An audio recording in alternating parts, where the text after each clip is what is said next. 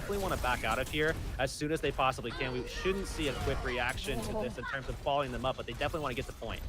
They're only going in with 4 players, and Legal got slept there. It makes them trapped into a Graviton, and they got anti-heal. This is a huge boo-boo on Globus Gaming. They try to start something with a Shatter, but Team Wavy respond with not only a Nano onto the Zarya, but a Sound Barrier to keep them all topped up. Globus will have to lose this fight yet again, and Murix, I think this is going to be a 99-99 fight for the last map of Nepal. These Zaryas are actually insane, pushing out so much damage. I mean, Shallardyce, we thought we had seen it all from his Widow, but then he goes over to this Zarya, and it's just disgusting. I mean, this is some filth that we've been seeing from him. We're going to be seeing Gravitons in this next fight for sure if they can stay alive. Self-destruct. Oh, it misses. Right in. Self-destruct. It's not the exact placement he wanted. Coalescence, though, keeps Globus topped up for now. It's melting through the shields, but this response, mainly Lemon on this Ana, has been standing out with these anti-heals. Now gives the nano boost to Shade to clean everything up. I thought it was going to be a 99-99, but it's only going to finish. Oh, it actually does go to overtime. Someone from Globus managed to sneak on there. Maybe one last engage. Legal almost gets speed boosted there, but not enough. Team Wavy, they take the first map of Sanctum and they finish off Nepal. They lead the series 1-0 in this best of 5. Uh-oh, maybe our analyst has something to worry about here. I mean, we saw some great stuff. They had already mentioned they had a great little conversation about Shallardyce and the impact that he can have and the importance of the value that he finds. I mean, that was a great play right there from Shade as well. It seems like Team Wavy have had these moments, these hot streaks, right? Where maybe they're not playing as, consistently well, maybe as Globus, but Globus has had their pitfalls as well. I mean, Team Wavy is at the moment on fire, and they have a lot of key players that are kind of pulling this through. Certainly Shallardyce being one of them. Shade has had great moments as well. I think those are the two primary, I guess you could say in some sense, carries going into this next map already. That we can kind of, I guess, determine based off of how that last map looked. But I mean, Globus Gaming, when they put out that GOATS, they look very dominant. So I think, expectations going into ensuing maps, especially a map like Rialto, which is our following map, what we're about to go into, I definitely think Globus have a really good shot at definitely turning this around, right? Maybe we'll see some play, maybe bringing Shallardyce back onto the Widowmaker. We'll have to see what kind of picks he can try to get if he does wind up doing that, or maybe if we're going to see more of some Sombra action like we've seen a lot lately. Oh, I'm loving that Sombra action, but I'm also loving the Ana from Team Wavy. Lemon, that's my boy, because we got the same name. It's not my Smurf. I swear I'm not casting and playing at the same time, or am I?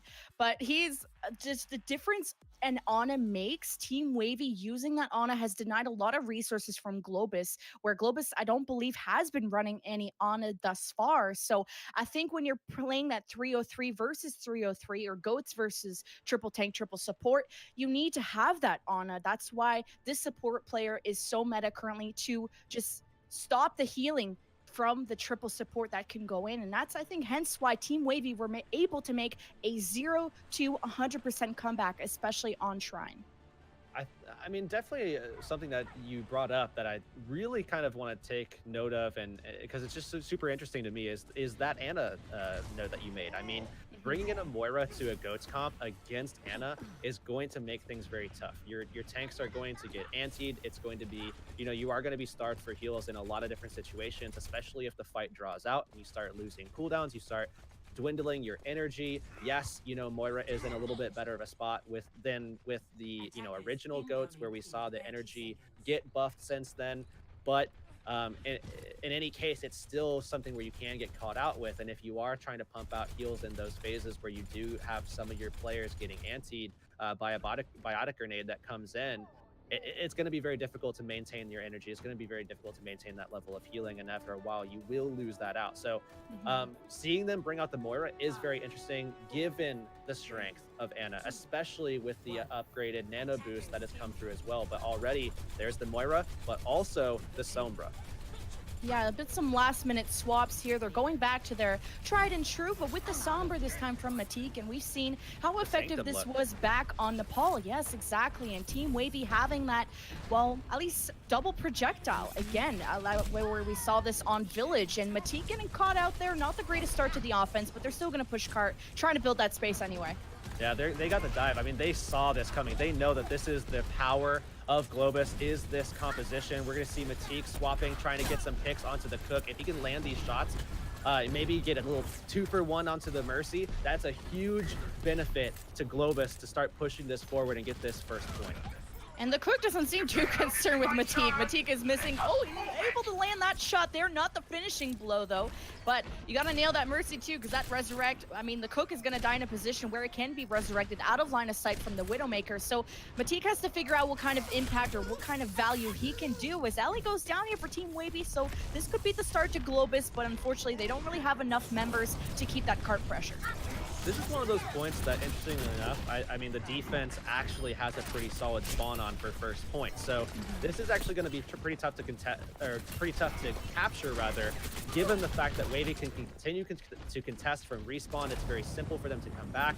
They have the dive mobility as well. So it should be something that might get very difficult unless they can start getting these ultimates up and start really, really pushing things forward. A little bit of justice coming down from the Cook.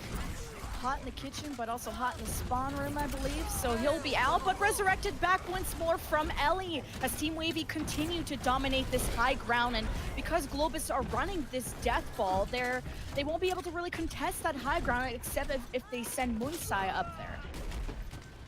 And Matik, he did find a pick, but I mean, as they are forced backwards, he's out of position here. He's going to die off, and now we're going to be seeing Wavy with an opportunity, or rather some breathing room to start getting, collated. They want to come together now. They want to kind of get into their spots. We already see up top the Cook is raining down rockets, and Shaladars is coming back, has that Riptire. That's very, very pivotal in this fight, as we will see a lot of grouping from Globus with this triple tank, but still kind of with that double dive front line. At least they got onto a Winston. This will allow them to contest that high ground that we were speaking of, but they haven't really got any traction, hence why Team Wavy have all these ultimates. Valkyrie's going to be started up. Now the tire comes in from Shaladars all the way into the back line. It's going towards the right side. You can see Globus really building that space. They want to avoid it. Adnar cannot. Matik also down. Globus now down to their last minute. Need to think quick. I mean, think about how impressive this comp has been, though. Tomkas has just gotten his Graviton.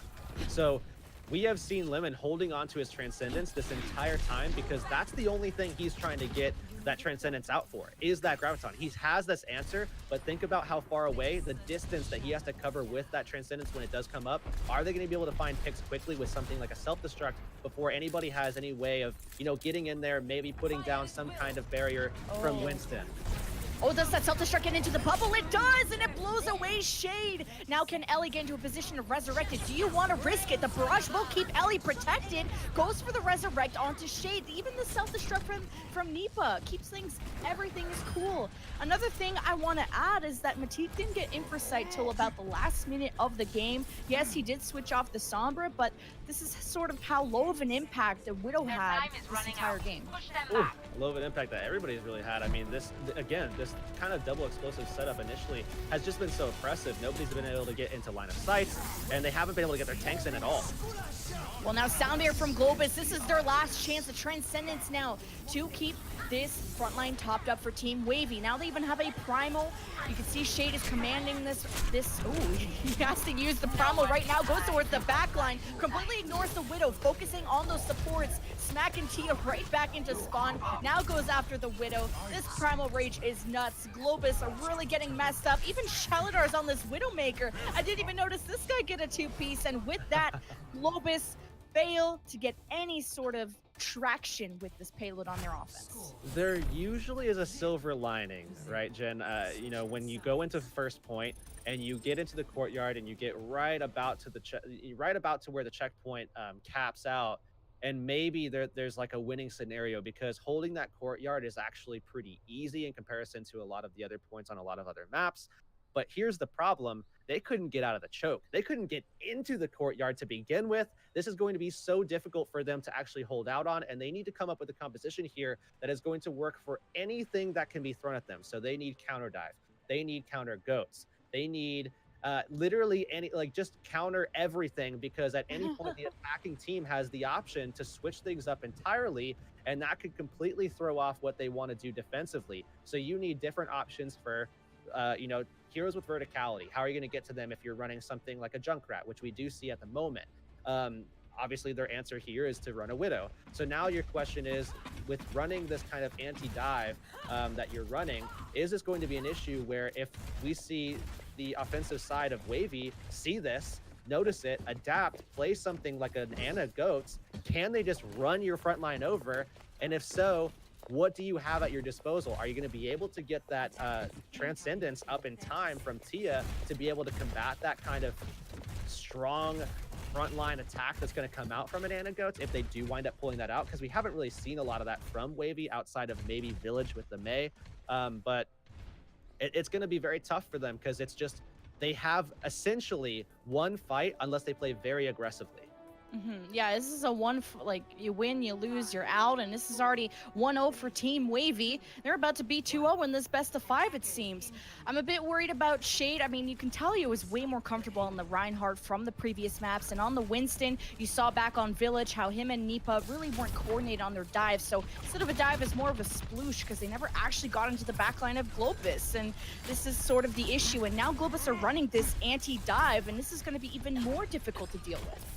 Well, you got to look at the Zen here. I think this is the most pivotal look. Tia, if he can get the Transcendence quickly before any adaptation may need to be made, or maybe a blade comes up from the Cook, then maybe they have a shot, but without that, it's going to be very difficult.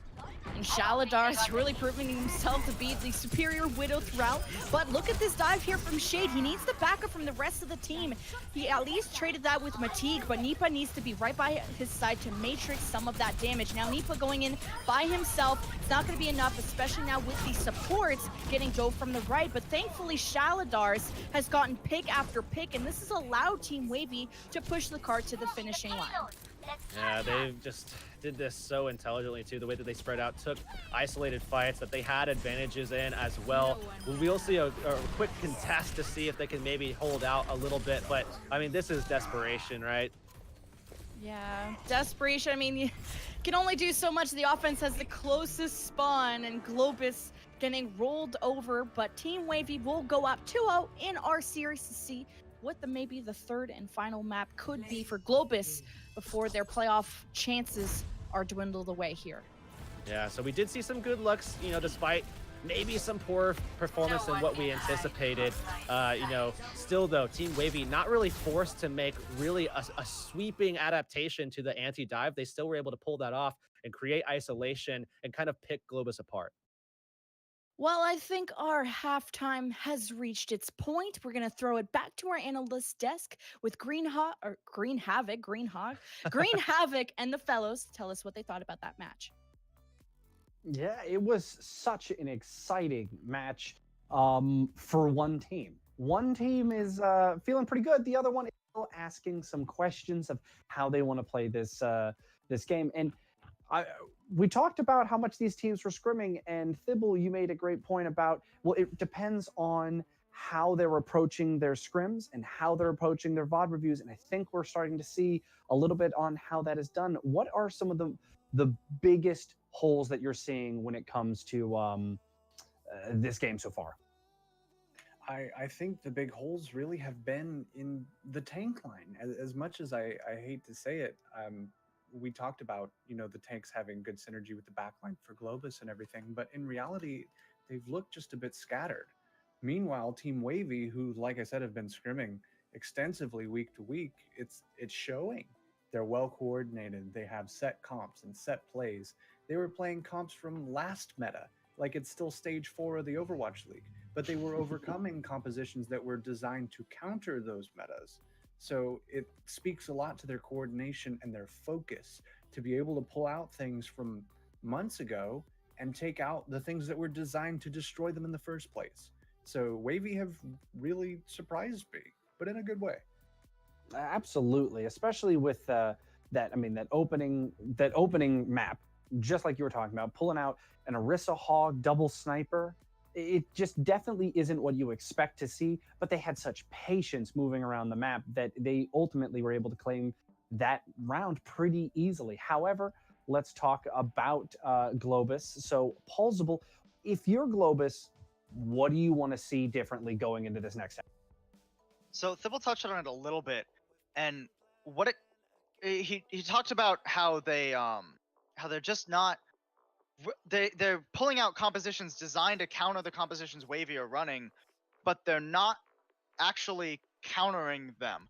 And I think what it comes down to is that scrim time in that VOD review kind of biting Globus a little bit, right? Because you've been scrimming against other open division teams. You know how your tank heavy composition, how the 3-3 is supposed to interact and work against other 3-3 comps that we see a lot in the meta, right? You know how you can win those fights. But this is where it comes down to sort of that next level of understanding of the game, right? Because they have the fundamentals, they have their mechanics, obviously, and they know what they're supposed to be doing in this meta, but they don't really know why they're supposed to be doing it or when to adapt their strategies. And I think we need to see a lot more adaptation, not only compositionally, but on the fly, shot calling wise, right? They need to be able to read their opponents and say, all right, what are they doing? How do we deal with it? Like on Rialto, what is it? Their attack, on Globus's attack, Lemon, the Zenyatta of Wavy, was just sitting underneath the archway the entire time, all alone. All 4 minutes, right? He finally comes into the fight with a Transcendence in the last fight of the round, and they lose because of it. And that was a huge advantage that they could have just speed boosted over and gotten that pick and rolled. So they really need to be able to analyze what is going on and how to win because of what is happening. So I totally agree with that. And one of the things I will say when it comes to Wavy's so far is, you know what? They are walking the walk that they were talking. We saw the Widow popping off. We saw the Diva eating ultimates. And so Thibault, when players are playing confidently and they're doing exactly kind of what they were almost bragging about, what they said they were good at, and they were able to hit that to the level that basically they called. What does that do for their confidence going into the second half? Do you expect to see even better play, or do you think it could be a long way down? It definitely could go either way. They definitely need to maintain their momentum, moving into the second half. But I'll provide another example of this similar sort of style in 3 words. Shoes Money Crew. They came into the North American Open Division playoffs with nothing but confidence. No scrims, no practice, no waking up on time for matches, no caring, and they won. So Team Wavy could do the same. I mean, they've been scrimming, like it's kind of like the opposite in the sense that they actually do try and win, but they have that confidence as well. So keeping that would be very good. The moment they start to kind of crack, though, Globus could jump in and reverse sweep this just as easily. You know, halftime does things to teams. It can build them, it can break them. So we'll see. Plausible going into this second half. We're going to be heading on to Lunar Colony. Final thoughts as far as Globus. Do you think this is the map they turn it around on? I think they're going to struggle with it, honestly. They could if they really need a reset here at halftime. They need to untilt. They need to go into this like it's a fresh new match and look at their opponents like it's a fresh opponent and try and figure them out. They need to download their opponent, right? They haven't done that yet, and it's really looking like Team Wavy is going to take it because of it. All right. Well, I'm excited, and I hope our casters are excited. Hurix, Lemon, Kiwi, are you ready to get into the second half? Because I know I am. So it is on over to you. Let's see who makes it through and who falls out of playoffs. Well, we're about to find out who is going home or maybe staying home and not going to be in playoffs. It's Team Wavy 2-0 in the series of this best of 5 against Globus Gaming. And Hurix, I think we can throw some criticism and some compliments to both teams, but it's all going to come down to how Horizon Lunar Colony is going to go. I mean, this is the perfect opportunity for Globus to actually let their goats shine, because this is a map where they can play into the type of strategy that they have been trying this entire time. We saw it on Sanctum, we saw it on Rialto. Playing a Ghost with a Sombra works here. It just does. If you want to, you can do it. If you feel like you have the execution, you know you have the strat, because you've tried it many times now, I would say go for it here if you feel like that's your most confident look. However, fully understand and comprehend that it is expected to the highest capacity that it could possibly be expected. We already saw that on Rialto. Certainly here on Horizon Lunar Colony, it is definitely going to be expected. I would say more than anything else, we're expecting maybe the possibility of a dive, but other than that, I'm thinking goats. Certainly for something like a 0.2, but especially even for a point A. I don't expect anything too weird or too drastic to change unless they're really just going for a kind of desperation, throw them off their game kind of look here. Well, Team Wavy have a lot of choices of what they are going to use, mainly because everything has worked so far at destroying Globus. The only thing that they had trouble on was the May sort of death ball composition that we saw on Village. I believe Globus took that pretty one-sidedly, so that could be the only issue I see is in a death ball versus death ball. Maybe we throw a May in there. I'm not sure, but Team Wavy will be on the defense, and at least we can give some confidence to Globus because this is their choice of map. So you expect them to have the hopefully the best execution of strategy on this. So looking at the Cook's setup, we see him already going for that trap that's going to catch them if they do wind up going for that goat style and taking it up the left side. So if we do see them approach the left side, watch that trap, see who gets caught, and see how they go ahead and punish that movement, that rotation that Globus winds up taking. Well, they're being sneaky yet again. Globus running the same composition that they did before, again with Matik onto the Sombra. They're not going onto the high ground. They're actually going directly towards the point. They ignore that trap, and a Team Wavy will have to collapse onto them. So this is another hard setup. You got given up the high ground. How are you going to control this now? Oh, it's going to be tough. Lemon, though, how are the supports getting into this? Team Wavy, though, they got the upper hand, but they've already given up a tick. Now they need to pressure this point. You got to drop down your Orisa. Shay's going to do that, sets up to shield, but Legal with the Reinhardt smacking everybody away. So already 2 ticks earned, and Team Wavy had actually won the initial part of that fight. Now you're throwing in a tire for good measure. Probably not needed at this point, but Globus, they're pretty happy with how that fight went. I have to agree with you. I think holding the tire would have been the play here because they're going to need everything they can to make sure that 1 tick isn't stolen away from them. They allowed 2 to go through. They weren't contesting as often as they probably should have, bringing Nipa down to just kind of run through and then force himself back up with the mobility that D.Va has with the thrusters. Now it's going to be just that much harder to hold this one out. That's unlucky. Tia getting sniped out of the first fight, but someone's actually backcapping there, and this gets to 85%. Team Wavy, they need to hold a defense that pressures the point, not just focus on kills. Speaking of that, my boy Lemon's popping up. That's a great representation of our Citrus family that we have going on, and Team Wavy will hold yet another fight.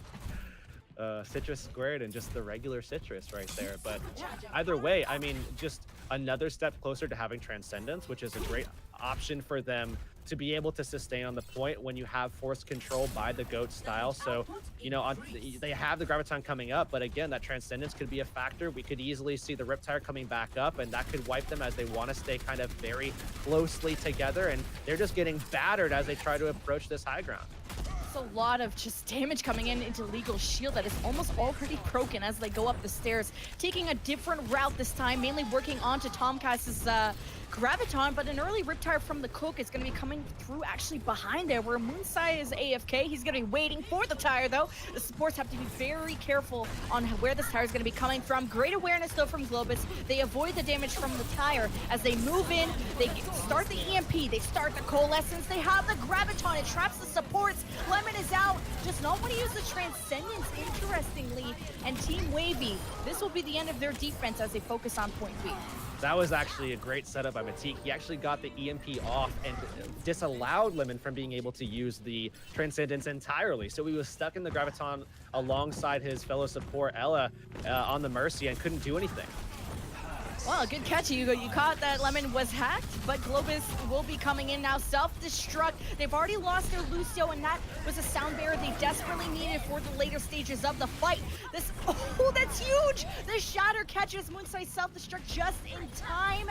And now this is already a ton of people gone. Team Wavy still have a Mercy well and alive, trying to use that Fair to keep out of harm's way. Globus now have their Lucio back. The Sound Bearer is active. Globus working towards the EMP for the finishing blow, but Team Wavy continue to respond. They bring out the Desperation Hammond, but is it enough to toss up Globus away from point B? Oh, they have the damage. Maybe find the Moira here, and they do.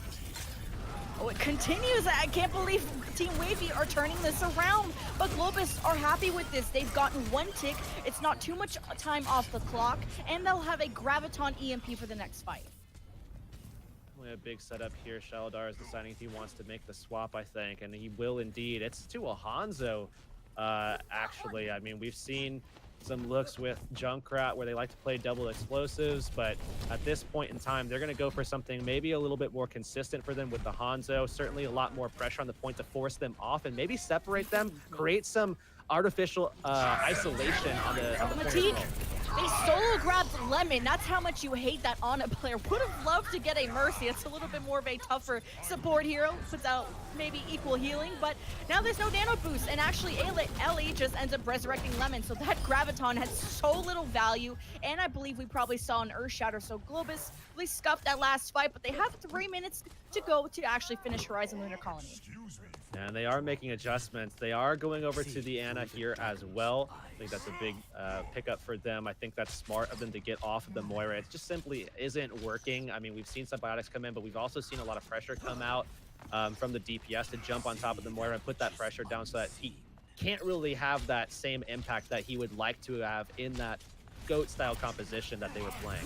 Oh, well, you got a nano boost onto Shade, and he's gonna go into hiding, and I think he's actually trying to corner a support player here. Yes, that's Tia caught into the wrong position. Now trying to finish off Moonside, but Shade not able to have the support he needs to keep that going. Once again, we see a separation of Shade and Nipa, who leaves. Actually, no, that was Moonside's self-destruct. So, I mean, the defense, they're starting to get pressure back into spawn. The Dragon Strike starts to divide the point, but Globus, they're looking to finish here, but Shade has something to say about it.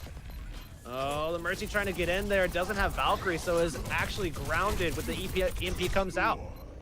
Oh, and Globus are continuing to push this, and they've cleared out all the rest of the defensive members, and they even got a leftover blade. But Globus, it took a while to get here, but they got the job done. That first point hold had a couple of holes in it. I mean, if we look back, we can see that they probably should have contested a little bit more. They should have made a slightly quicker rotation or maybe an adaptation to the way that they wanted to rotate.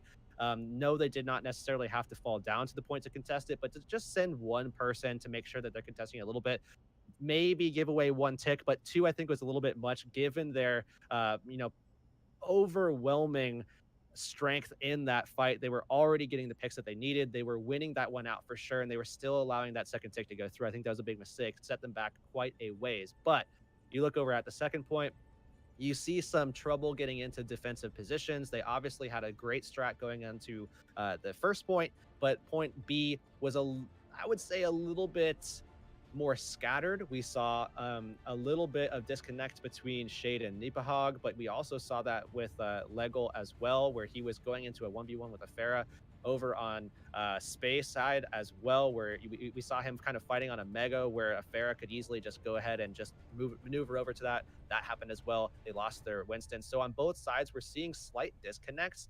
And in terms of what the main tanks and the off tanks are doing, how they're operating together, or rather a lack of working together. And I think what that tells us, at least to some degree, is it tells a story of the chaos that is occurring in this matchup, right? I mean, we see a lot of things happening, ults flying about. We're seeing a lot of surrounding of teams in terms of the attack side wanting to get control by getting as spread as possible. That's a lot of what we've seen, other than the GOATs looks that we've seen, of course, from Globus Gaming. But here, as we look at this Wavy approach, where it's possible we see a triple DPS with the Sombra, definitely expect that same surrounding kind of style, especially with this Sombra in play, the dive as well. It's an anti-dive for sure out from Globus. They even brought in the Brigida for good measure, but still, they're going to look to try to spread this one out. They're still trying to figure out 2 supports, 3 DPS. What are we doing, boys?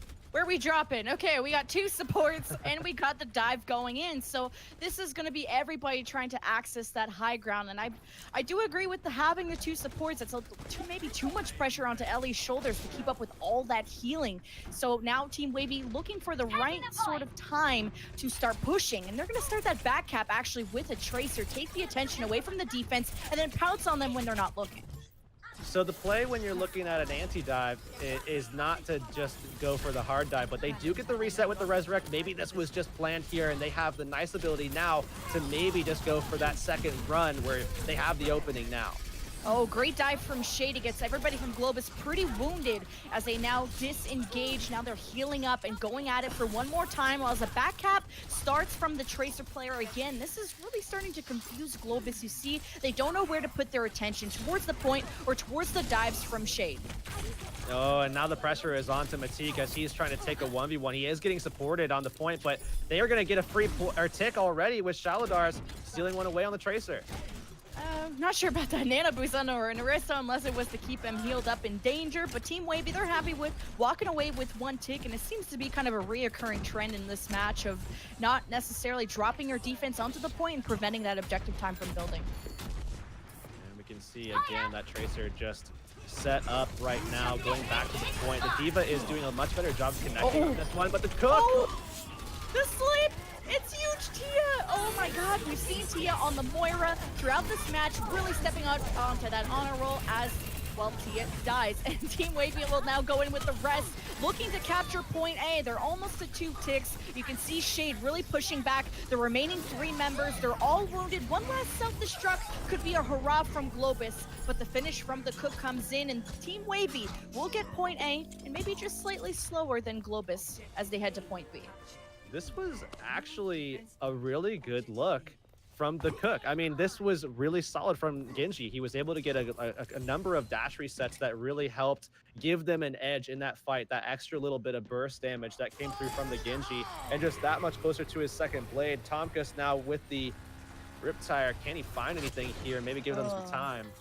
A little too early. They didn't really know that they were coming, and they're actually Team Wavy very far back from those doors. So maybe you could call that a scouting tire, but you'd love to get more kills with that.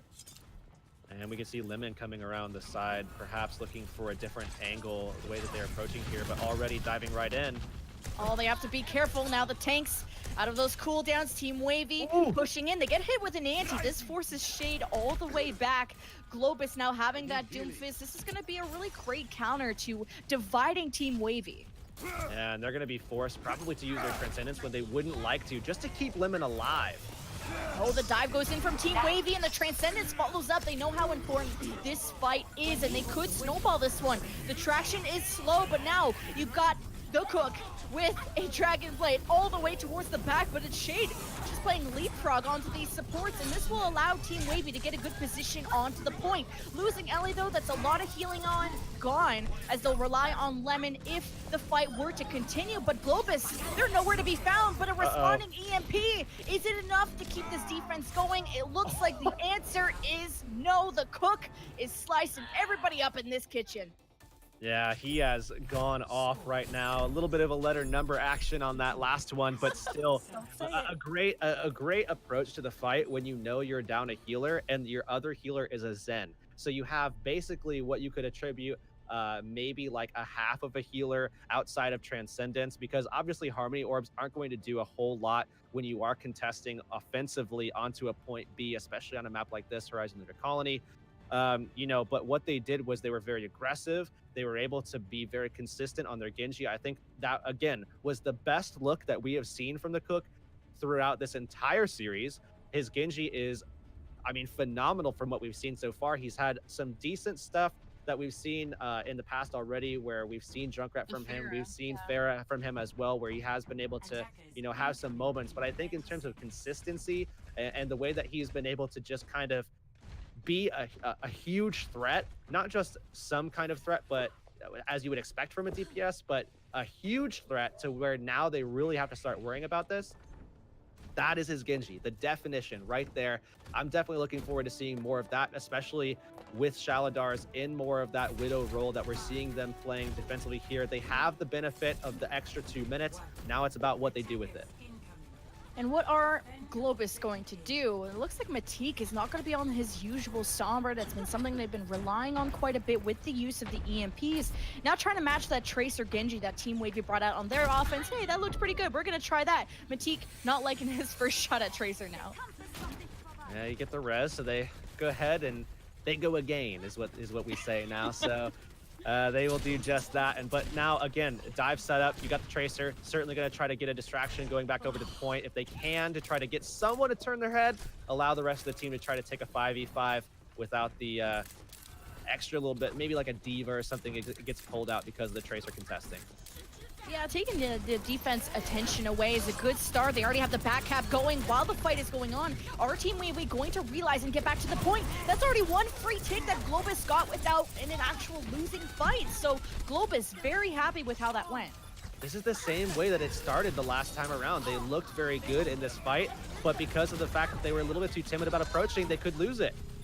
And it's still a bunch of members left from Globus Gaming. They even have a blade, but Tomkins would love to snowball this into point B with it. Don't want to use it for the cleanup, as now 1 minute remains, and they thank God they got it, because that would have been a crunch if they had lost that fight, which had seemed to be the case at the beginning. Team Wavy now setting up their defense for point B, and here comes the train from Globus. I like this right here. We see the blade, we see the health resets, we see Transcendence coming up soon, we see even Adnar with the ability to get up, but that's a major pick right there. Expect the res to get Tia back up as soon as possible, and they do that. They cover it as well, but it's got to be the Riptide here. That's all they have left. They have picks from the Widow and the Riptide from the Cook. Are these DPS players from Wavy enough to stop this attack? And you want to have that infrasight from Shaladars before using the tire, and that will help him sort of guide or not.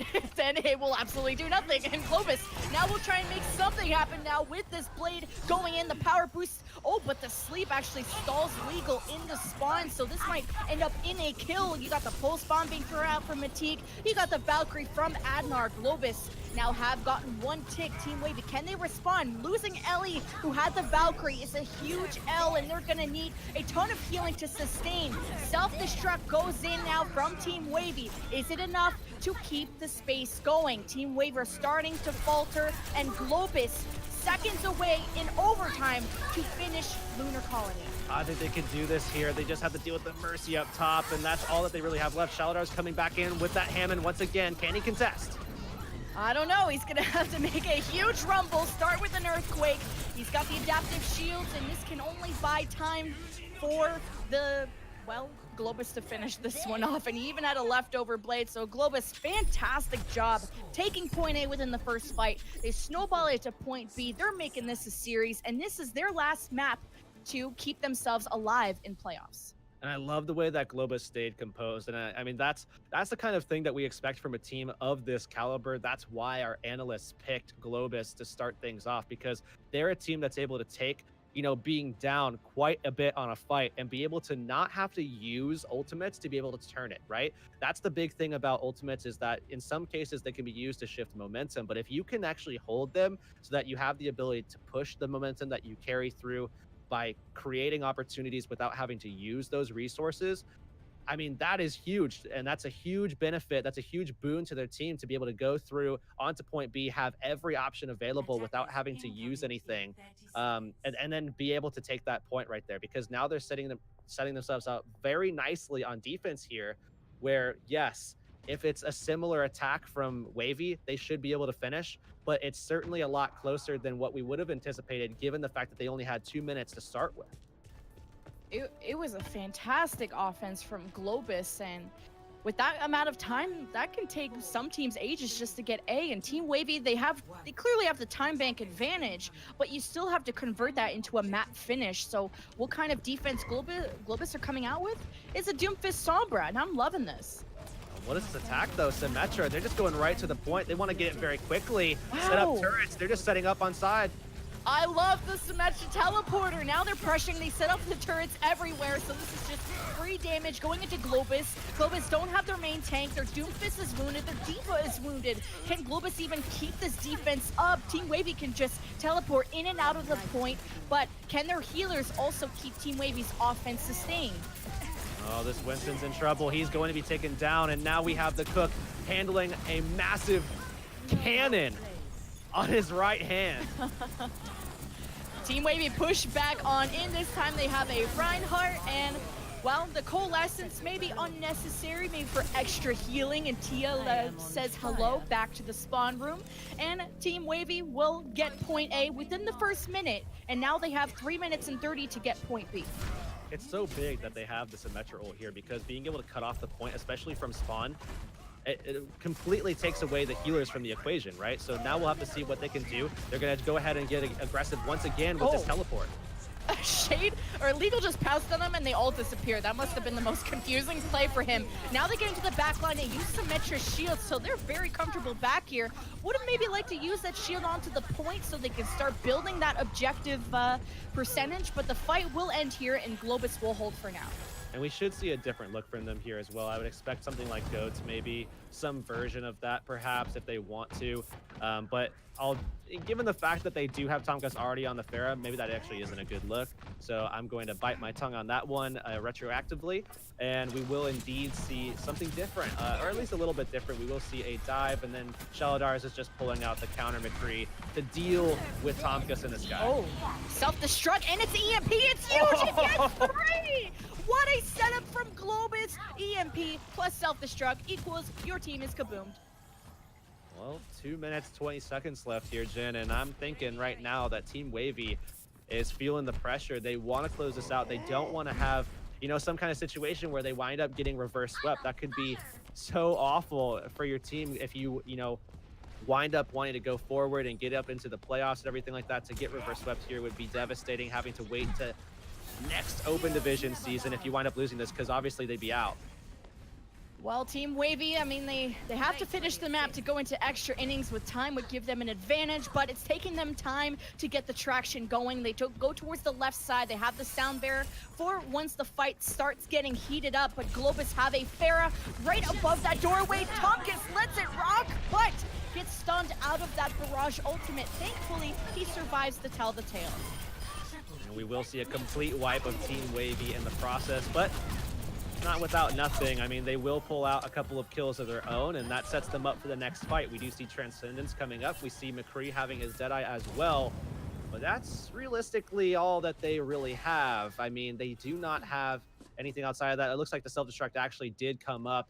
I was waiting to see if that actually was the case, as he was out of mech, but still, I mean, not a huge advantage. So they have to be very aggressive here. They have to get a very early hold on this point. Try to find a pick very early, whether it be, you know, with the self-destruct or whatever. Self-destruct over the top, it still finds Tomkas. I thought he was far enough away, and I'm not sure if that Resurrect is going to be going through. Adnar actually is, so now giving up that healing for the rest of Globus. Deadeye in the middle of a Transcendence keeps him pretty much invincible. He doesn't find the Mercy or the Pharah kill he would have wanted, and Team Wavy invested enough to keep him alive as they now push on towards the point. They'll have the Primal Rage from Shade to lead the way. The Transcendence from Tia, though, he doesn't budge, and Globus starts to push Team Wavy back.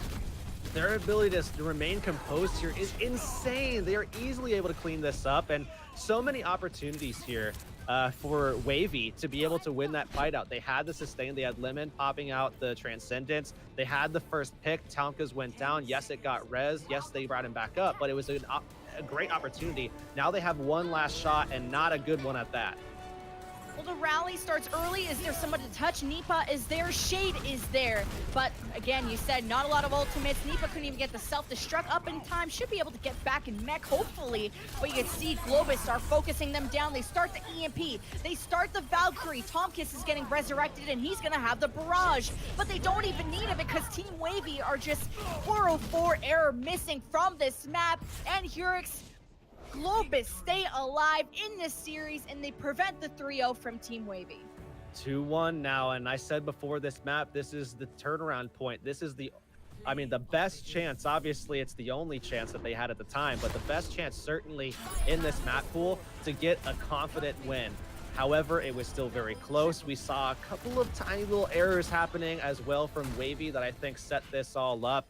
Certainly on their defense as well, where they let a few things through that I think they're probably kicking themselves for at the moment. But moving into a new map, moving it away from Horizon Lunar Colony, where we're going to see, you know, some other form of a hybrid map, whether it be Kings Row or Hollywood or what have you, This is, I think, where things get a little bit more scary because things become a little bit more dynamic again.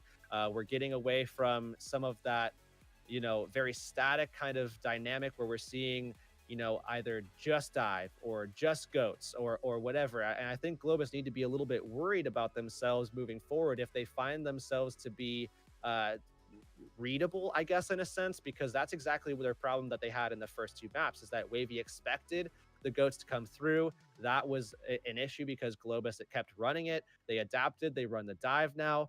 Now Wavy, all they have to know is, or notice, is say, okay, we know that the dive is coming. Let's play the anti-dive, and then actually start contesting the point a little bit when they have the opportunity. Obviously, with the cart, it becomes a little bit of a different story, and I think they're going to be playing better around the cart as well, especially off of high ground. I think Wavy plays a lot better here in this next map of Hollywood. But I like that Globus have started changing things up and actually adapting to the other team. Remember, Tia was running this Moira, and it was basically just DPS Moira because they were getting anti-nated a lot. And now you're seeing more Zenyatta from him, and also all of Globus bringing out that McCree to stop the Cook on that Pharah. You got your Barrage stunned and denied. You had the Cook constantly having to get resurrected because he was getting picked. So Globus sort of pressuring the threats from Team Wavy really well. And not only that, that defense, that's holding back a pretty large time bank that Team Wavy had. But now the issue is in Hollywood is that this was Team Wavy's choice of map due to losing Lunar Colony. So I'm giving that edge, like you said, to Team Wavy coming up to possibly finish the series. Yeah, this is definitely, I feel like, probably the better of the maps that they could have gotten. Kings Row, I think I would have given that a little bit too. I would have given a little bit too much to Globus on that one in particular. But Hollywood, I like this choice. I like the decision behind this. Clearly, they've got some heads on their shoulders, obviously. They wouldn't be here without that, of course. But looking at the way that they're going to attack this, I would expect a Goats. I would expect Tia to bring out either the Moira or the Ana. Looks like they are going to bring out the Moira. We've already expressed our concerns with that, especially against an Ana, but defensively, we are already seeing that Lemon is not on the Ana. They are bringing instead the Zenyatta, even Ella, who could be playing it, and they could be playing Ana Zen. That is something that's not unheard of. That could be a potential option for them, but as they're playing this kind of counter dive strat, we'll have to see how they rotate off of the high ground. They want to still obviously be able to contest, but they have to do so carefully, because if they allowed the Orisa to fall onto the low ground and ruin this kind of high horse style that they're creating here, quickly we could see Shade disintegrated from this earth. Hollywood will certainly have no star for Shade at all if that is the case.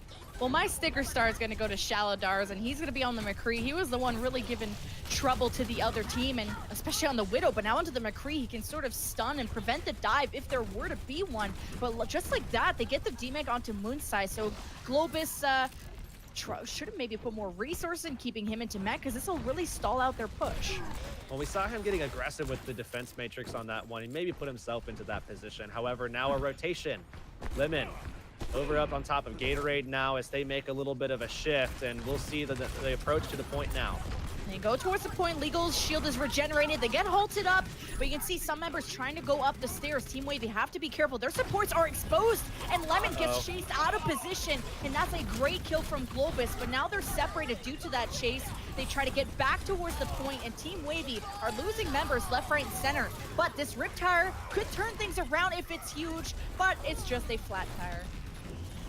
We are seeing ultimates utilized here as well, but nothing important for Globus. And this is that same kind of thing where we see that rotation-based style and just their lack of quick rotations that's causing Wavy to lose these fights, where otherwise they probably wouldn't. They certainly looked good to set that one up. They made a great initial rotation, but then they let themselves get caught off guard. Really great adaptation by Globus, of course, to set that up. And this is the Globus that we've been looking for all series long. Having this big pivot on Horizon Lunar Colony, I think, will be huge for them to set the tone in Hollywood. I am worried about Globus heading into streets phase of this map. It's very high ground oriented, and they don't have really any members that can get up there. Legal Shatter having really to no effect because no one is on that low ground. So Team Wavy, all they have to do is keep rotating towards the high ground and stall out the payload as much as they can. And Globus are gonna try and hold this almost like a moving tank. Yeah, I mean, they really have to be able to contest a little bit more, put out the pressure so that their tanks can actually go in and sit on that point for a little bit. Oh, self-destruct. Oh, the Graviton traps all the supports, but there's actually no one from Globus that can get to that high ground. Big mistime of the self-destruct and Graviton, but Globus have hardly been stopped on this attack. Just now is Shaladar starting to pop off on this Widow, looking for more blood, and this is Globus getting stalled out now. Yeah, they needed that pick to start things off, but I think that they need to be able to rely a little bit more on the Cook and maybe even their tanks to just kind of push that space just ever so slightly. Now we're seeing an adjustment being made. It's the dive.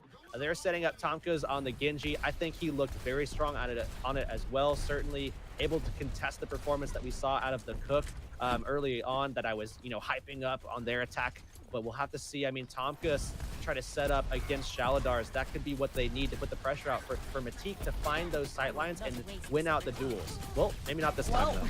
Well, there's the resurrect maybe, or actually no, it's Tia sniping the Cook out of the sky. Trades that with a mech though with Globus. So what I like about these swaps from Globus, you've already mentioned, making all access that high ground, and that's been their issue. Team Wavy are so comfortable up there. They're all almost on fire because they just haven't died in a very long time. Oh, yeah, we see the Zenyatta in a poor spot here. I mean, caught between a wall and a Widow, pretty much. I mean, not a lot of ways out of that one, buddy, but I hope you make it for your sake. Now, again, gotta watch this duel between these Widows. That could easily allow one team to get out ahead of another. Well, now Globus will get onto this high ground. They have to be careful. Their tanks are weak, and you have to coordinate a disengage before you start getting picked apart. Legal getting the Cook is the start of something good, and mainly Tom Kiss is about to get that blade, but the Transcendence from Levin might stop them. But this is a map that might be hard to get everyone grouped up around that Transcendence. Self-destruct sent towards the back. More of a zoning self-destruct, as I like to call, as Globus try to get a good positioning onto the payload as they start to converge back to their original defense. But it's been slow traction from Globus. And Matik isn't taking any aggressive peeks, so he doesn't want to take that duel. He just wants to allow his team to get into position where he can actually just be a threat. And that's all that they need out of him. As long as they're forcing everybody to kind of play slower, play more confined, play in certain specific spots, that's the job that the Widow fulfills in this composition, in this team dynamic, so that they can jump on those particular spots and find some kills themselves.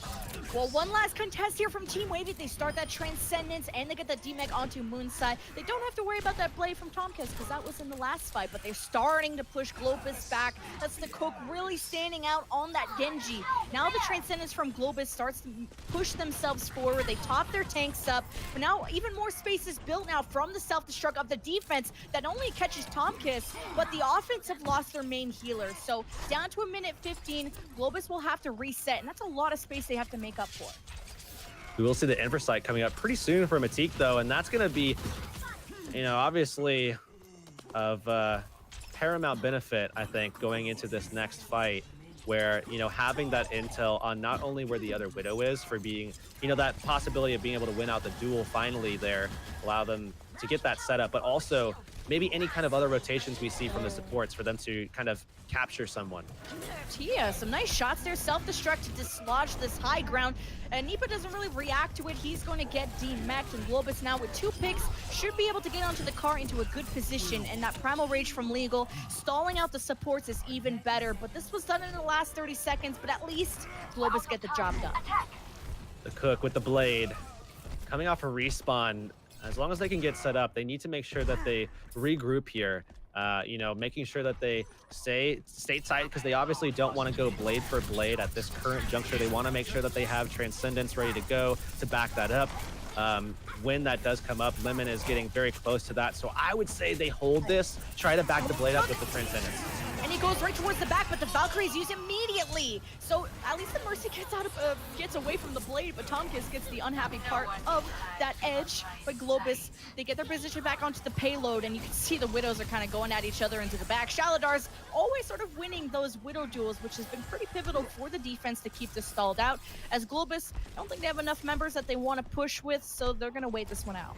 That has been something of some consistency, actually. These DPSs from Wavy actually winning their duels out. We saw the Cook go blade for blade versus Tomkus, won that one out. Shaladars snipe for snipe against Matik, won that one out as well. Globus get onto this high ground. They keep wanting to pressure Team Wavy inside of these chokes, build up towards ultimates. Globus having those two tank ultimates will allow to build that space as they continue to push Team Wavy back into the spawn. It's a Primal Rage from Legal starting that space making as tanks are so important for. As this forces an equal Primal Rage from Shade that's basically feeding ultimates to Globus, but he gets back to the rest of this team, which allow his supports to now get their ultimates. But the Transcendence is forced out a little early from Team Wavy as an equal Transcendence now from the offense. We're down to the last 20 seconds. Globus cannot afford to lose this fight. Oh, I actually like that Transcendence. It really kind of shifted everything back in their favor. Now they have the upper hand. They have the respawns on top of that. They're in a great position to hold this out for the next 5 seconds. Oh, they have to get onto this payload though, and you can see how Globus are so separated. You got a Genji duel into the back. You got Globus, the tanks are getting annihilated. Globus are falling apart at the seams, and this payload will not get to that VIP parking spot, and Team Wavy will be on the attack next. And if they finish the map, they will take the series 3-1. Well, historically, their attacks have looked pretty solid. We have seen them with the ability to look very good in the second phase of the map. That's going to be one of those sections where, teams wind up losing a lot of time. So the fact that they should look good there, just on paper with their dive setup that they like to show as often as possible, and their ability to kind of control the high ground as well. I think that they have a pretty good shot at being able to take this here. However, I do think that collectively as a whole, Globus is certainly playing very well together. They aren't making, those kind of glaring mistakes of on defense, at least, that we've seen from Wavy, where they make rotations, but they allow adaptation to catch them off guard. Things of that nature that have kind of been a big burden to Team Wavy throughout this series. So I think a pretty good shot here for Globus. They have to make the hold, obviously. They want to get this reverse sweep, and it starts here. Defense, you've got that same double explosive setup here. Tomkus, Matik on the Junkrat and Pharah respectively here. I think there might be a decent shot, but here's the thing. If you're not going against Goats, if you're going against maybe like a Dive or something, or even the Widow from Shaladars, that's going to be a huge problem. I think you pointed exactly right. The problem is going to be Shaladars on this Widow. He was winning out the Widow duels, and I think this is why Team Wavy picked this map specifically. They think their dive is stronger. They think their Widow duel is stronger, and this is the perfect map for them to close out on the offense. If this were to be the composition, you can see already some last-minute swaps coming in, and now it's going to be the dive, Widow, and the Cook on the Fair. This is what we've been waiting for. This is the perfect setup. I think this is so smart for them to just make this adjustment. They thought they had a decent comp and they were like, you know what, let's switch it up. I think they're going to be playing something else. They were exactly right. They were spot on what they might need for this first attack. Now if they can just get these picks going, they should be able to figure this one out. Not too often you see a Junkrat kill a Pharah, but that Resurrect will go in and Matik will get yet another kill. And this is Team Wavy not having the luckiest of starts, but there's plenty of time on that clock to keep it going.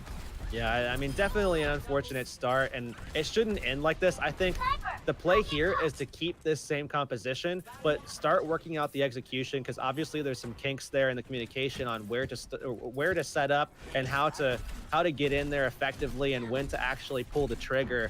But you have a decent setup. There's not really much that they can do against your DPS as long as you go for some soft dives here. Don't fully commit. Don't give yourself up to that Junkrat, the Diva, the Orisa that are just going to lay into you on the front line.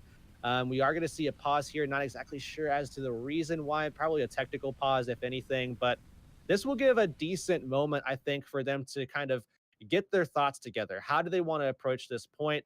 Lemon said that his sound broke. So that's super unfortunate. Maybe that's why we saw the disconnect actually in what looked like their communications for that first fight. I mean, when we saw that was something that I even mentioned, where it just didn't look like they were going in together. It didn't look like they had any idea how to execute that strat. And I think that's probably why they didn't have sound on Lemon, who is the shot caller, right? So that's certainly a problem. Yeah, when your shot caller can't hear the game or can't hear the teammates, whichever sound issue it is, that's a pretty big problem.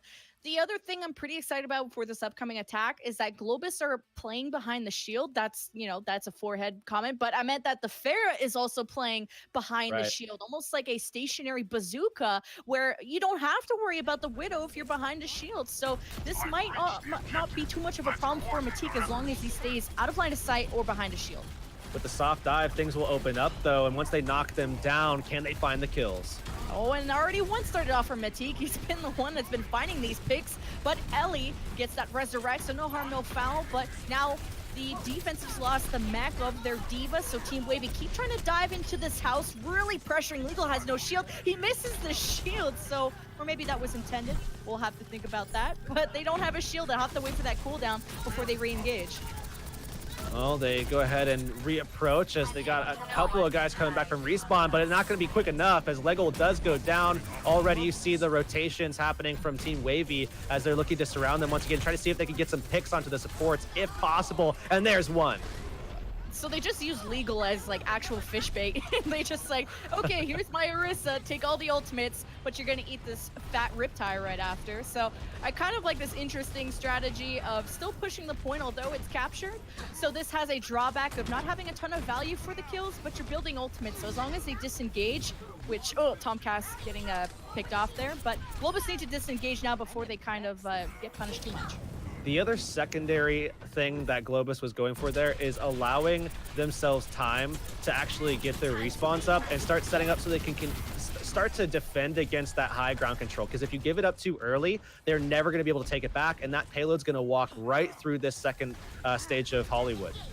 And Globus doing a fantastic job of pushing this high ground all the way towards Team Wavy's, Team Wavy holding this high ground and pushing all the way into Globus's spawn. And they have a ton of ultimates to work with, looking at the Cook to set up a barrage. They'll have the Valkyrie now to power boost and keep everybody healed up. And now Self-Destruct's going right after that Pharmercy pushes him out of position. So Team Wavy having some issues getting into position. Will have to use the Transcendence to save Nipa from getting D-Mech too early, as now the Self-Destruct clears the entire area. And this is a good start for Team Wavy. If they can get their health resets, they can continue pushing this forward, and they'll have an excellent time to work with going into the final stage of the studios here on Hollywood. As Tia pushed forward, he's going to go down as well. But here's the thing. I mean, they had almost everything at their disposal, sure, but they used almost all of it as well. So now they'll have roughly 3 minutes here after they're getting the final cast, unless they actually do come to contest, and they will. Oh, this is going to be tough. Oh, it actually gets captured. Globus could have had a really nice defense get set up because Team Wavy were not all back from spawn, but doesn't matter. You had the Cook that had to desperately come back to Tracer, or maybe he might actually stick with this. Nope, goes back to his signature Genji. I like that look though, because Matik has been on the Widow for a little bit now, and having that Genji to again, exert some pressure, exert some oppression, that's huge. That actually forces Matik off of that pick entirely. They know they have to start dealing with the Genji. Now you'll see another swap. This is just that 40D chest. The Cook is going to make another swap. They're going to go double explosives. They already saw that Goats comp, and the defense doesn't really have time to react here. Globus doesn't really have the ability to set up, so they know that they're going to take a significant amount of pressure here from the double explosives. Well, at least they can control this high ground, and this can be their escape route to get away from this Goats, but this was an important swap to get off that Tracer, especially for the Goats, and especially for the Brigida from Matik. And again, just playing the sight lines, the Cook, as well as Shaladar is just laying in as fast as possible. We'll have to see quick disengages, if at all possible. Not going to happen, though, from T-Wavy at first. And Lemon going down, they don't have that Transcendence. That could have maybe been a team fight swap route, but Globus, they've just been rolling with this Goats, and this is maybe a smaller area that Team Wavy would like to deal with this dive, and but at least they've built up towards ultimates, so Team Wavy have time to work with. I still think you stick to this. Maybe double explosive is a little bit too much, but if you're gonna go for it, really go for it here. They have ultimates coming up. Tire, you got the barrage. Lemon should be a little bit safer in this next fight because he will have the option to kind of panic Transcendence if it's necessary. Oh, I don't want to use it right away. He got low at one point, but now the Coalescence from Globus starts out. You don't have that anti-nade from Lemon that we've seen on Nepal to stop it.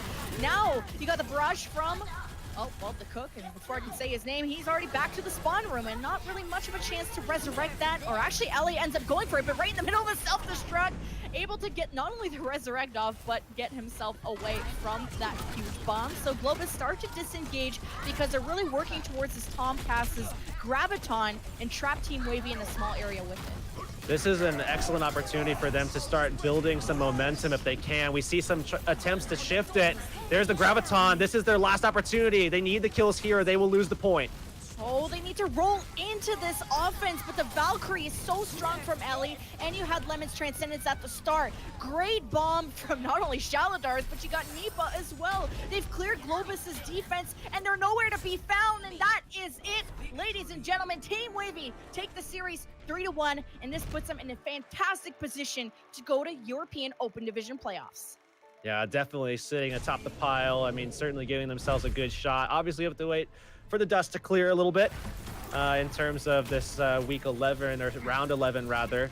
But nonetheless, I mean, Wavy certainly, I mean, gave themselves a name for sure. Gave us at home a show as well. We saw some great performances across the board. The Cook, Shaladars definitely standing out.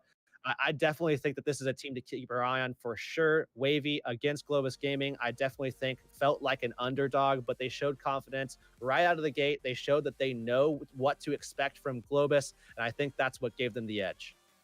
Well, you give your edge to the Cook. I mean, we saw a filthy edge from that Genji throughout that match and really found his strides onto that hero, but really shout out to Shaladars as well on that Widowmaker. And this really proved that why Hollywood was the perfect map for Team Wavy to finish out the series.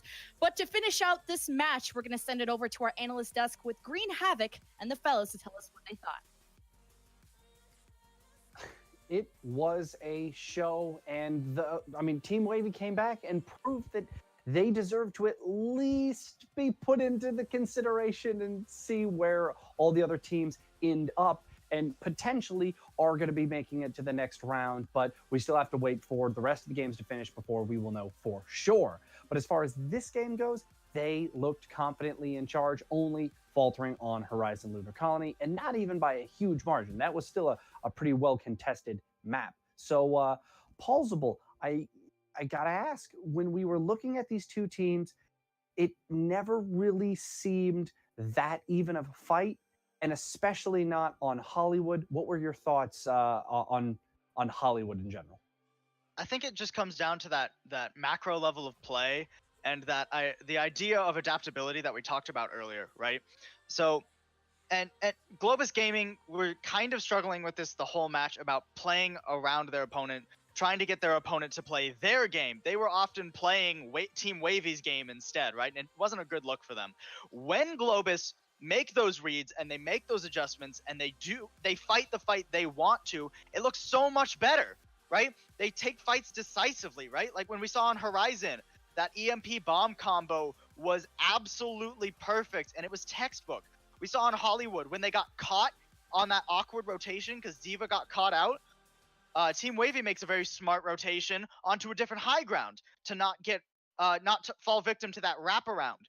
But then Globus adapting comes straight back out onto point, and the rotation of Team Wavy is useless. So when Globus allow themselves to play their game and just dismantle whatever their opponents are doing, it's a great look. They're just not doing it often enough.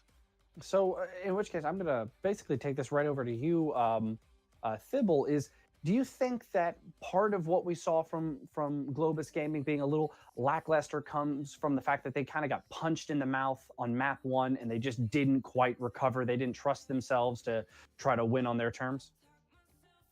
Well, of course, when I predicted Team Wavy to win this game before we started the match. How dare you? What are you, Bren? Hey, no. Shush. Big boys are talking now. When I predicted Team Wavy to win this match, I brought up the fact that Globus might think Wavy's a bit of an underdog, but that Team Wavy have the scrim experience to maybe overcome that. So obviously, Globus coming in with a certain expectation of Wavy, being that they're towards the bottom half of the teams currently fighting for contention. But like you said, they did kind of just get decked early on, hit really hard in not a way they expected, and all of a sudden they were on the back foot. And there were times where they would try and recover that, but it was never quite enough for them to bring it back around. Their ults were frequently mismanaged, their tanks were frequently out of sync, their support line was frequently out of sync with their back line. The Mercy on that last defense on Hollywood res the Orisa after the point had been captured. And then all the Orisa could do was walk onto the point and die again. So things like that really lost it for Globus, and ultimately I think they just underestimated Team Wavy, and it cost them.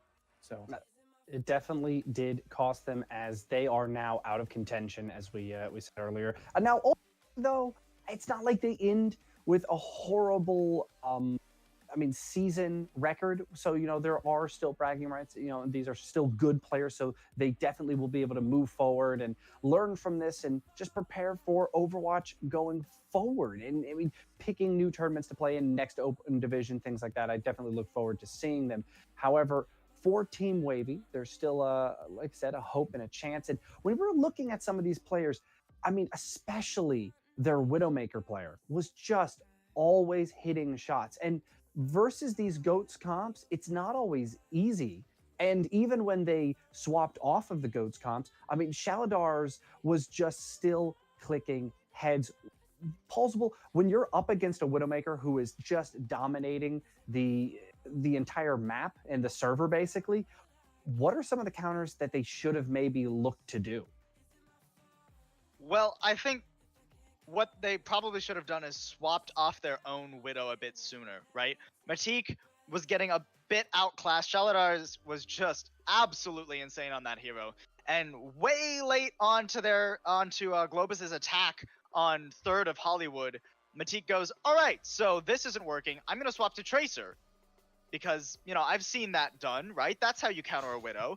And theoretically, that's right. But you have to actually go back there and deal with the Widowmaker to do that. And we didn't really see that happen. So I'd like more focus put on shutting those key players down from Globus in the future. Thibble, anything to add on that? Pressure on the Widow in general is a tricky science. It's not so much just swapping to heroes that can put pressure on her, like dive tanks or Tracer. It's about coordinating who's going to pressure them, when they're going to pressure them, and what you're going to do about the rest of the team while you're up there working on that smug purple lady. Those were things that Globus struggled with no matter who was doing what all game long. Figuring out who to pressure and when, what to use, where they wanted to go together. None of that was really happening. So for me, it wasn't just, we need to swap and put pressure on the Widow instead of trying to win the 1v1 because that's not working. It's we need to work together and make sure that we are shutting her down, or at least focusing on everybody else and covering properly to make sure she's not as much of a factor. Globus didn't really do either of those. So they got torn apart. Shaladar's was going nuts all game long on any hero. And it was all about coordination.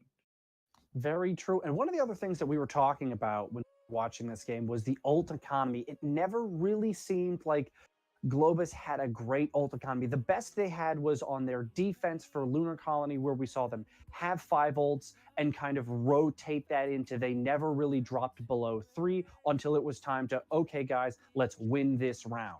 Other than that, though, they looked a little shaky. So, plausible, when it comes to that ult economy, what was going wrong for their ult economy on the other maps?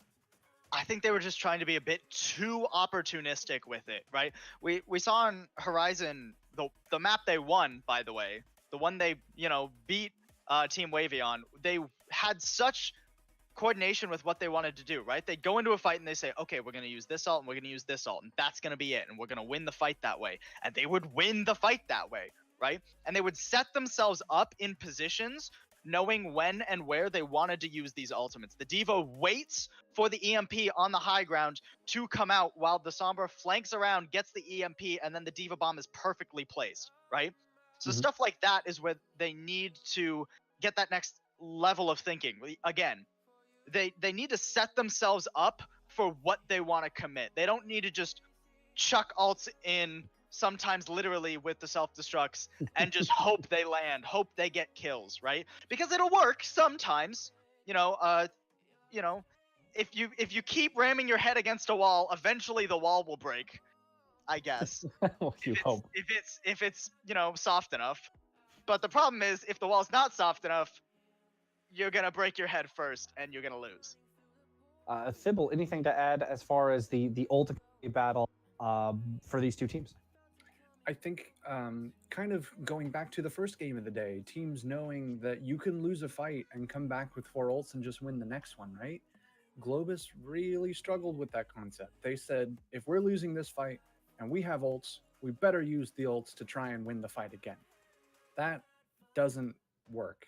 If you're already down a person, throwing a Primal Rage in there is not going to fix it. It's just going to mean you have no Primal Rage, a dead tank, and 1,000 more hit points worth of ult charge to the enemy team. Like, just don't do that. You got to look. You have to manage and understand the bigger picture The game in sense. the game. Understanding from a macro level, this is what we can use. Here is what we should save, and when we should use it. These guys, the when was as soon as it came online.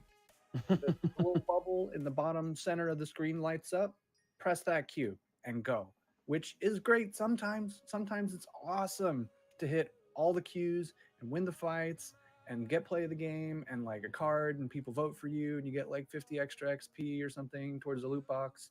But like when open division playoffs are on the line, prioritize, kind of understand what's important here. So these guys just needed to take a moment to kind of reset, and they didn't. They just didn't.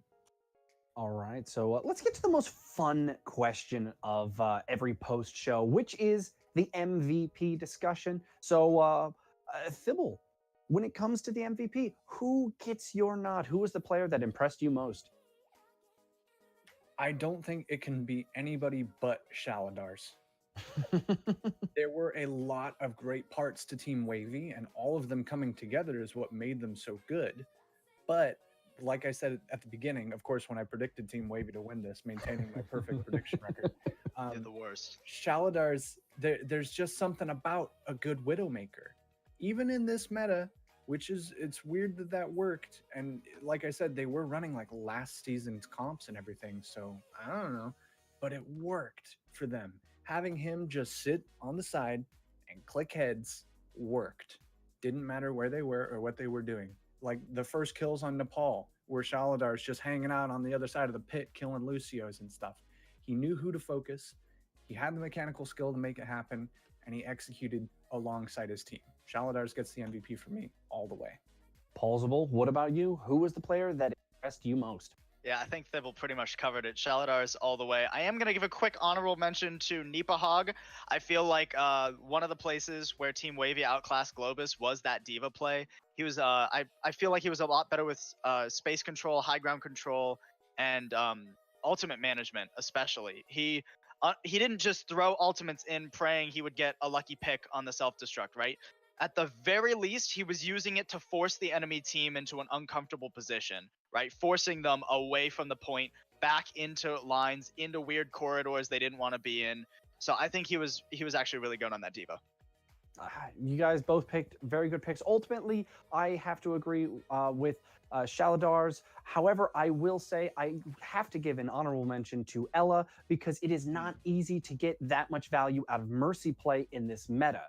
And now, when they were playing with the Pharah and the Widow, it makes more sense, but all of their comps seem to revolve around this Mercy play, outside of their goats, of course, and there were clutch reses, and there were moments where you really got to see that Mercy's still viable. It's just a lot more selective than Ana or Moira, who can kind of fill more roles.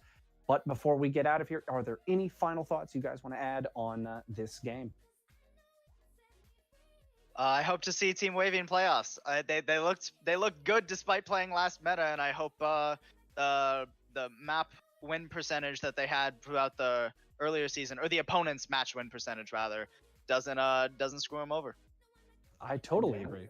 Statistically, it's looking a bit unlikely, but there's always that chance, and they've more than earned it at this point. Coming into a matchup like this, knowing that, you know, it's not necessarily likely, but they can do everything in their power to make it a possibility. Oh yeah, they did that. They did everything they could short of winning Horizon Lunar Colony, which would have been helpful. And even so, that was close, and that's that. They tried their best. They got a win today. You can't ask for much more than that. Here's hoping it works out for them. because I think it would be interesting to see them in playoffs. Yeah, you hear that, Wavy? We are all pulling for you on this desk to make it through so we can watch you play again. But that does wrap up this coverage for, well, a round 11 for, again, just how packed and stacked the EU groups were when it came to the open division. A quick thank you to my analyst on the desk, Thibbledork, and Pulsable, and of course, Hewrix and Lemon Kiwi for their casting during the game, and our producer, Sungkern. This has been the Open Overwatch Division brought to you by Broadcast.gg. And if you are looking for more content like that, make sure to follow and check out the Twitter for Broadcast.gg, where a bunch of memes and talks of esports are abound, and you can join a community that cares about, well, the things that you like to watch. So until this weekend, where we will be wrapping up the EU's playoffs and all of the exciting games, who makes it, who doesn't, we'll find out then. We will see you on the ladder.